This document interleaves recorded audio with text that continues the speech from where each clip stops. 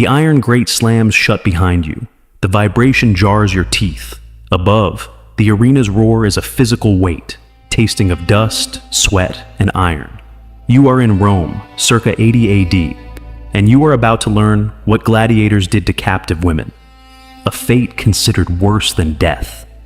A guard shoves you hard. You stumble on the damp stone. The torchlight is oily, casting shadows that writhe on the walls. You are not being marched onto the sand. You are being herded beneath it. You keep your fist clenched, the single smooth river stone from your homeland cutting into your palm, cold ballast against the suffocating heat of the tunnels. You and the other Dacian survivors are not being led to the arena. You are being processed for the Ludus, the gladiators' barracks. Why were you spared the noonday executions? Only to be delivered to the men who worship the blade? What life awaits in this lightless world that could be worse than a public end? The arena promised a quick death. These tunnels offer none. We are venturing into a darkness others are afraid to see.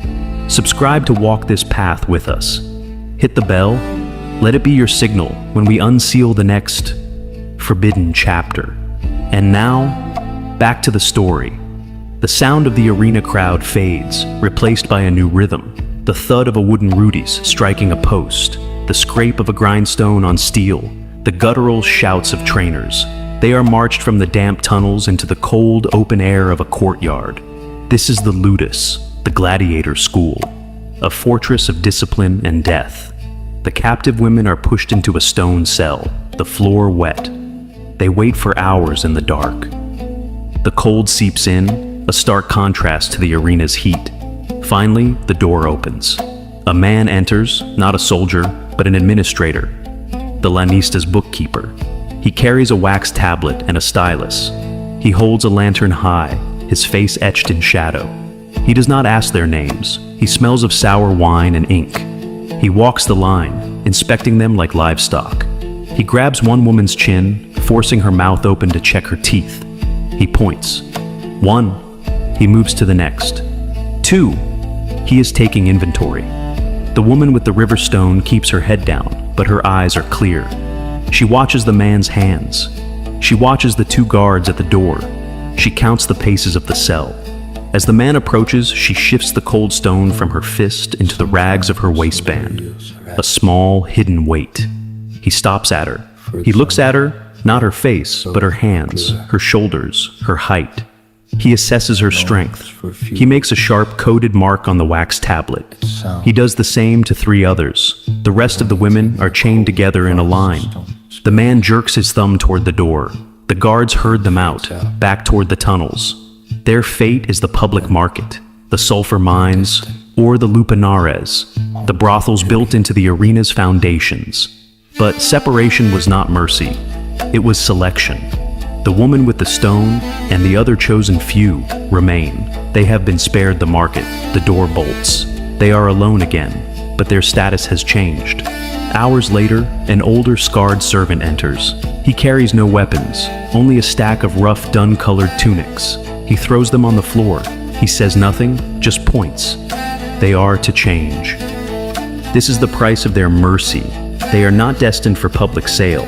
They now belong to the Ludus itself. They will wash the fighters' bloody gear. They will clean the cells. They will serve the prima spada, the champion gladiators. They are no longer people. They are tools, privileges, comforts meant to keep the Ludus's most valuable, volatile assets manageable. The woman pulls the rough wool over her head. It smells of lye and old sweat. The stone is a cold knot against her stomach. She has been saved from the public hell, only to be locked inside a private one. They were not prisoners of Rome. They were prizes for Rome's prisoners. The Ludus is a machine, and the Lanista is its engineer. He is the owner, trainer, and master.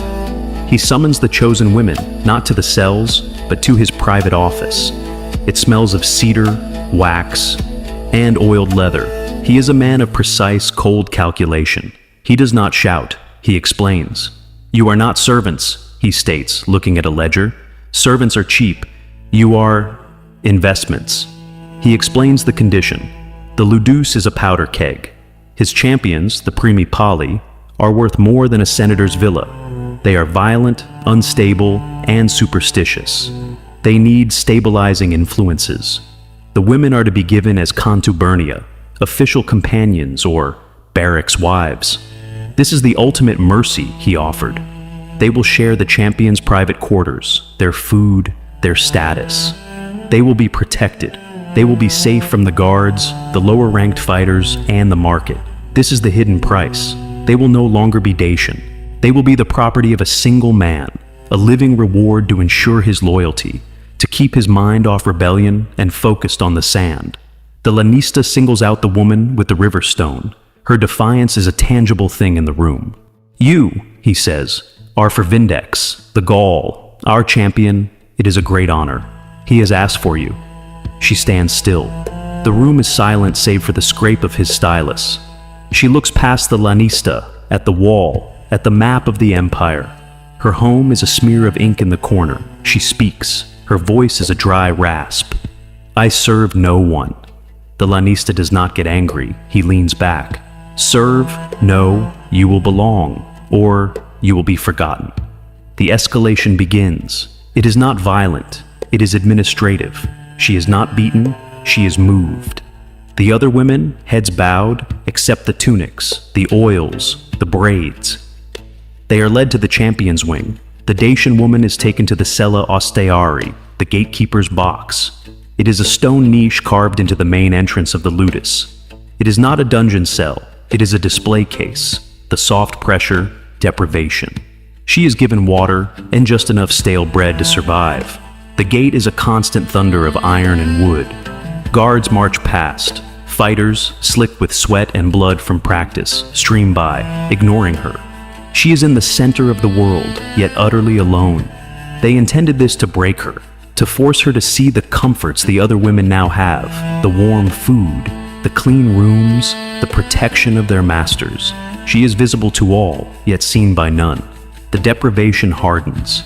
The bread becomes less frequent. The nights are ice. The Lanista intended the solitude and the public shame to erode her will. He miscalculated. He did not understand her. The cell was stone. Her homeland was stone. The hunger was a fast. Her people fasted. The silence was a vow. The Lanista thought he was locking her in a prison. Instead, he had given her a temple. The cold, smooth river stone in her hand is her only scripture. The isolation that was meant to be her punishment becomes her armor. She is no longer just a captive. She is a witness. The why was now clear. The women were not just bodies. They were psychological tools, human shields against the gladiator's own rage. The price of their mercy was their soul. But the price of refusal was not death. It was erasure. The champion Vindex walks past her cell every day. He stops. He watches her through the bars. She watches him back. She has refused the master, but what happens when the monster decides he will not be refused? The Gaul, Vindex, stops at her cell. He does this every evening, a massive scarred silhouette against the torchlight. The guards stay clear. He is the Ludus's greatest asset. One night, he does not just look. He speaks to the gatekeeper. A key grinds in the lock. She stands. The stone is a cold weight in her hand. This is it. The end. He does not lead her to his quarters. He doesn't touch her. He gestures with his head, a silent command. Walk. He leads her away from the polished champion's wing, past the roaring forge of the armory. He takes her deep into the foundations of the Ludus, to a subterranean storage cellar. It smells of damp earth, old wine, and mold. It is lit by a single guttering oil lamp. He is not a monster. He is a man who, like her, has had his name stolen and replaced with one that means champion. He walks to the far wall, a section of rough, unmortared stone. He levers a large, flat rock from its place. Behind it is a dark, hollow cavity. This wasn't just a place to hide wine. This was a library of the lost. Inside, resting on a bed of dry moss, are dozens of small, humble objects. A piece of wood carved into the shape of a boar, a braided loop of bright horsehair, a tarnished silver disc marked with a crescent, a shard of blue glass worn smooth by a foreign sea. Vindex reaches in and touches the small boar. He looks at her. He cannot speak her language. He does not need to. This is the wordless rite. This is where we remember. The hidden truth was not one of violence, but of conspiracy. The Lanista thought he managed his fighters with rewards. But the fighters and the captive women assigned to them were building a silent, invisible world beneath his feet. They were not master and slave. They were fellow prisoners, preserving the names and gods that Rome had tried to grind into dust. Archaeological finds confirm this. In 2003, an excavation beneath the Gladiator barracks at Carnuntum, Austria, uncovered small, hidden caches within the walls of the living quarters, spaces just large enough for personal, non-Roman items, concealed from official view. The Dacian woman looks at the collection. She sees the river stone in her own palm. It is not just her ballast anymore. It is a word, a name. She steps forward. Vindex watches as she places her stone into the hollow, setting it carefully between the Thracian disc and the Gallic boar. He slides the heavy rock back into place. The wall is seamless. Her identity is safe. She has been locked in a cell to be forgotten. But in the deepest dark, she has finally been seen. They had found a way to save their souls. But what good was a soul when the body was still in the cage? The Ludus was a business. And like any Roman business, it ran on records. Wax tablets for the daily schedule, papyrus ledgers for the profit and loss. We have surviving lists of fighters, the later Culi, detailing their victories, their specialties, the price of their feed, and the cost of their medical care. History is written in this ink, but it is also written in the gaps, the places where the ink suddenly stops. In the Lanista's private ledger, the entry for Vindex, the Gaul, is clean. A string of victories noted in precise red ink. Then, nothing.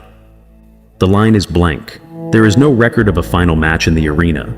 No note of sale to another Ludus. No mention of a burial plot.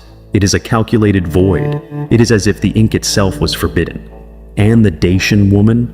She was never given a name in the books at all. She was just a number, a logistical asset tied to the champion's morale. When he vanished from the ledger, she vanished with him. The Cella Ostiari, the Gatekeeper's cell, is simply listed as empty, ready for sanitation. This is the second death. The cold, administrative erasure.